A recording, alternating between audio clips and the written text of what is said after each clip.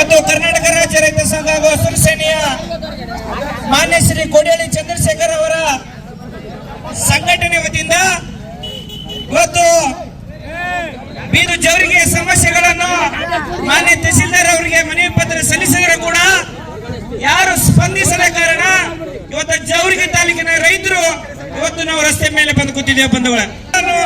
ದನ ಕರ ಬಿಟ್ಟು ಇವತ್ತು ಹತ್ತಿ ಬಿಡಿಸೋದು ಬಿಟ್ಟು ಇವತ್ತು ನಾವು ರೋಡ್ ಮೇಲೆ ಬರ್ಲಿಕ್ಕೆ ಇವತ್ತು ರೈತರ ಸಮಸ್ಯೆ ಇವತ್ತು ಬಹಳ ಹದಗೆಟ್ಟಿದೆ. ಆದರೆ ಸರ್ಕಾರದವರು ಸ್ಪಂದಿಸ್ತಾ ಇಲ್ಲ. ಬರೇ ಇವರು ಮನವಿ ಪತ್ರ ಸ್ವೀಕಾರ ಮಾಡಿಕೊಂಡು ಇವತ್ತು ರೈತರಿಗೆ ಪದೇ ಪದೇ ಅನ್ಯಾಯ ಮಾಡ್ತಾ ಇದ್ದಾರೆ. ಇದೇ ನಾವು ದಿನಾಂಕ 6ನೇ ತಾರೀಕು 10ನೇ ತಾರೀಕು 2 ಬಾರಿ ಮಂಜೂರಾತಿ.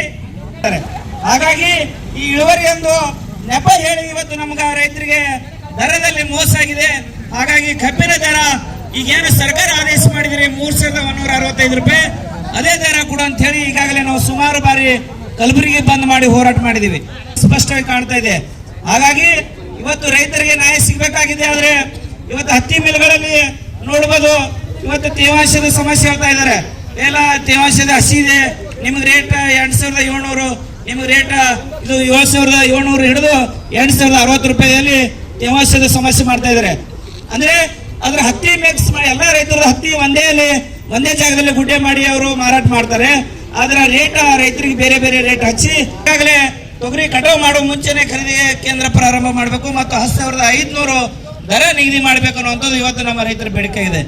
ಹಾಗಾಗಿ ಇವತ್ತು ನಮ್ಮ ರೈತರ ಇವತ್ತು ಈ ಸಮಸ್ಯೆಗಳನ್ನು ಕೂಡಲೇ ಬಗೆಹರಿದಿದ್ರೆ ನಾವು ಇಡೀ ಜವರಿಗೆ ಬಂದ್ ಮಾಡಿ ಮುಂದಿನ ದಿನಮಾನದಲ್ಲಿ ದೊಡ್ಡ ಮಟ್ಟದ ಉಗ್ರವಾದ ಹೋರಾಟ ಮಾಡಲಿಕ್ಕೆ ನಮ್ಮ ಸಂಘಟನೆ ಸಿದ್ಧತೆ ಅನ್ನುವಂತ ಮಾತು ಈ ಸಂದರ್ಭದಲ್ಲಿ ಹೇಳ್ತಾ ಇದ್ದೀನಿ.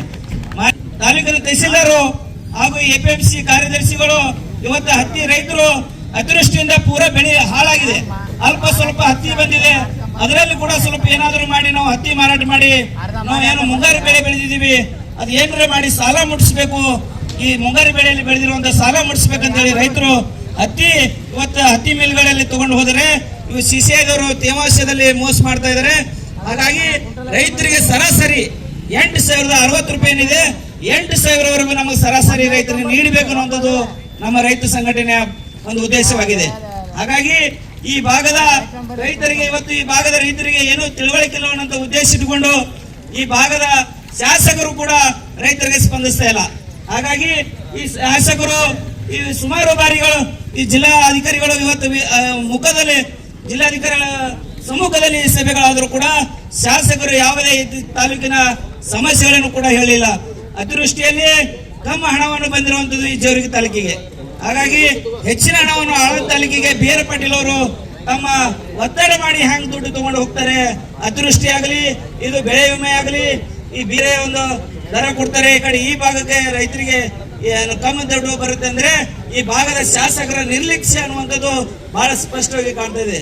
ಹಾಗಾಗಿ ಮಾನ್ಯ ಈ ತಾಲೂಕಿನ ಜನತೆ ಏನ್ ನಂಬಿಕೆ ಇಟ್ಕೊಂಡಿದ್ದಾರೆ ಶಾಸಕರ ಮೇಲೆ, ತಾವು ನಂಬಿಕೆಗೆ ಮೋಸ ಮಾಡದೆ ರೈತರಿಗೆ ಈ ಬೆಳೆ ಮಧ್ಯಂತರ ವಿಮೆ ಬರಬೇಕಾಗಿದೆ.